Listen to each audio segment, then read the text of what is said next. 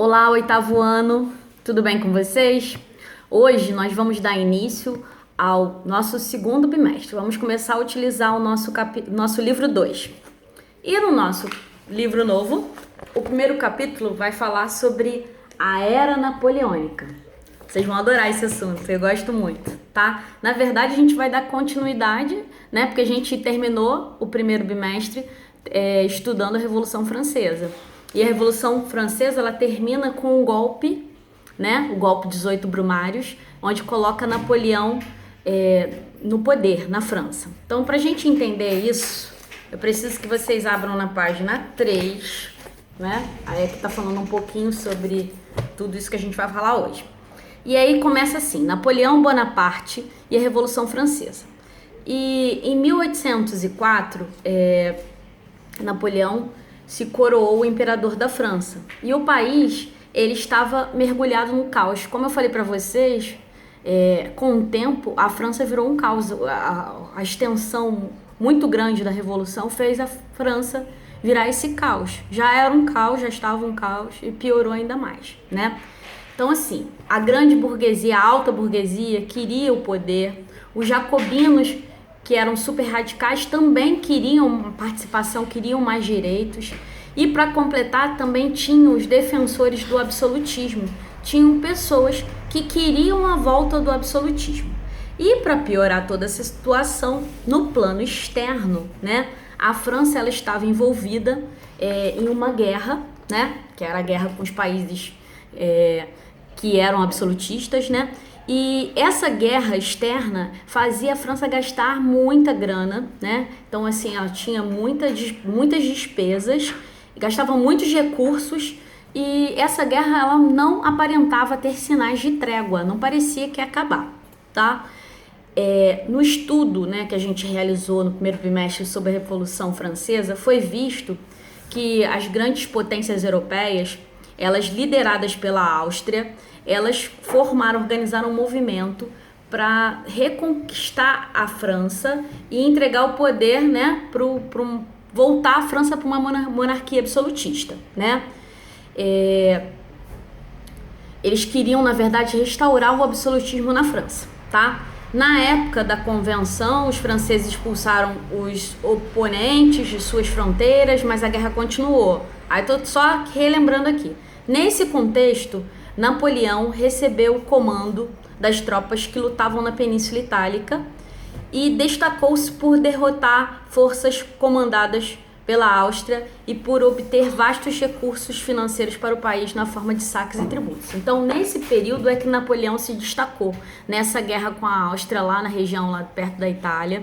Ele conseguiu derrotar a Áustria e ainda conseguiu muito dinheiro, com saques, né? Então, aí que Napoleão virou destaque e era a chance. Aí eu vou falar um pouquinho sobre o golpe 18 Brumários, né? Na verdade, nessa época, quem governava eram os girondinos, que eram alta burguesia. E eles, com medo de perder o poder, né, totalmente, que voltasse, né, ao absolutismo, eles escolheram Napoleão para conduzir essa tomada de poder. Então, foi em 1799, Napoleão foi procurado por alguns membros do governo, né, que era o diretório, a fase do diretório, que lhe propuseram dar um golpe de Estado e ele assumiu o poder, antes que os jacobinos conseguissem fazê-lo. Então, assim, o medo do diretório, né, dos girondinos, é que o caos estava tão grande na França que os jacobinos iam voltar ao poder e todo mundo lembra, né, que na fase dos jacobinos foi aquela fase do terror, né, que eles matavam até quem pensava contra a Revolução Francesa, né?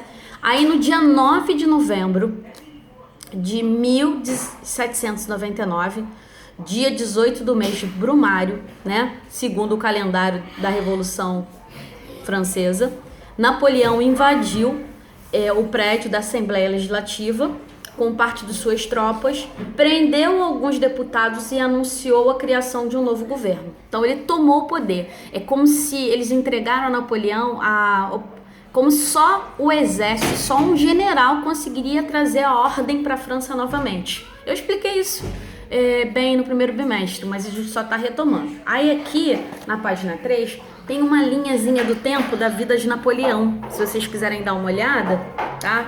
Tá falando do início da Revolução, quando que ele tomou o poder. Então todo mundo, esse golpe 18 Brumário, ele é muito importante, foi o momento que Napoleão toma o poder na França, tá? Aí como é que vai acontecer, né? Vai surgir na página 4 o consulado. O consulado foi a primeira forma de governo de Napoleão na França, quando ele toma depois do golpe, tá? Que vai de 1799 a 1804. Isso mesmo.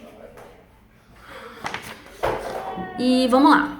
Um mês após, né, o golpe realizado por Napoleão, uma constituição foi anunciada. Então Napoleão entrou, tomou o poder e ele criou uma constituição.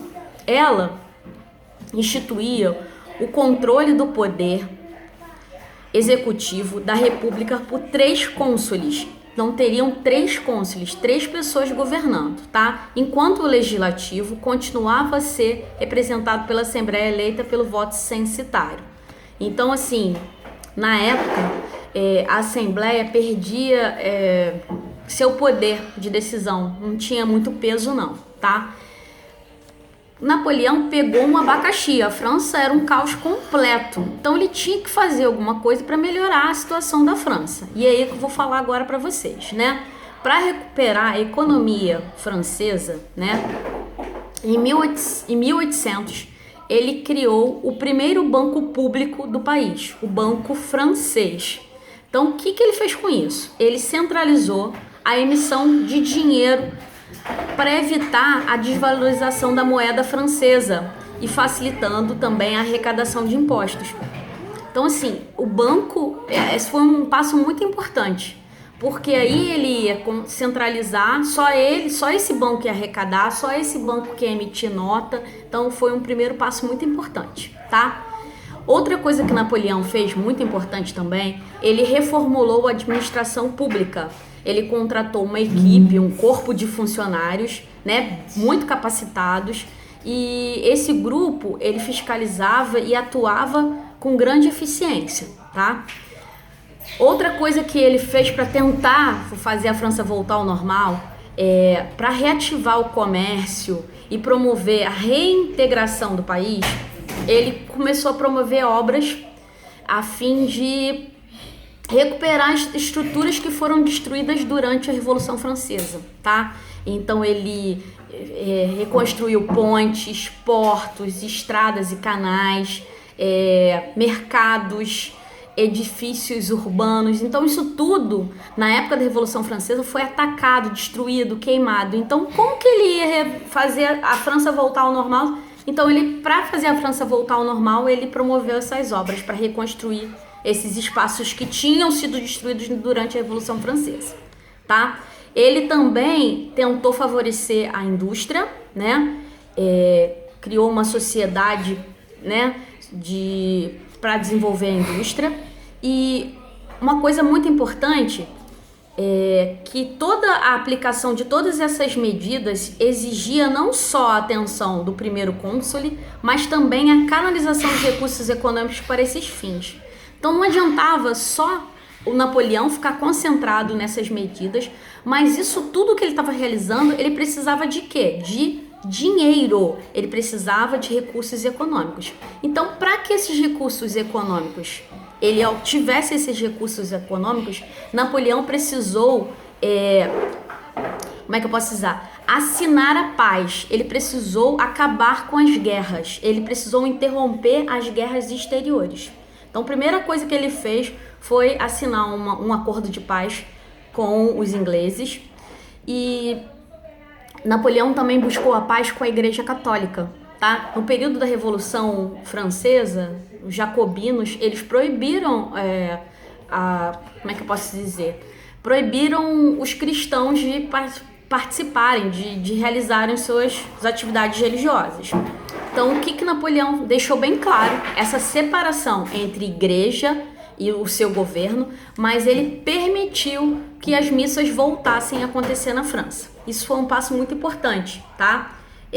A França, a igreja, reconhecia a perda de seus bens na França, mas tudo começava a voltar para a normalidade. Então, assim, gente, esse primeiro momento, o consulado, foi um momento que Napoleão ele estava botando a França em ordem novamente, tá? Aí, aqui na página 5, tá? Tem esse documento aqui, que é uma das contribuições assim mais importantes, né, de Napoleão, que aqui o livro diz que é a obra mais importante de Napoleão, que ocorreu no campo jurídico, que foi a criação do Código Civil Napoleônico, tá? Esse código, a gente pode dizer que Napoleão concretizou nesse código aqui alguns direitos e conquistas da Revolução Francesa.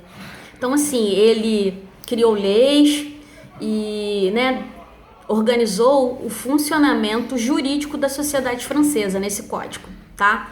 E como que ele organizou, como ele criou leis, como que ele organizou a sociedade francesa, segundo esse código, ele utilizou como base os princípios da liberdade individual, da igualdade civil, o direito à propriedade privada, também respeitou as relações familiares, as relações de trabalho e isso tudo aí, ele levou muito em conta as conquistas alcançadas, os direitos e as vitórias que eles tiveram durante a Revolução Francesa, tá?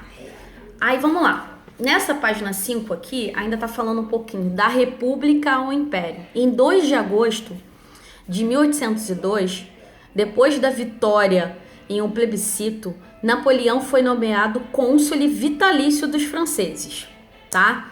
Então, Napoleão continuou, só que agora de forma vitalícia, ou seja, ele ia governar até morrer, tá?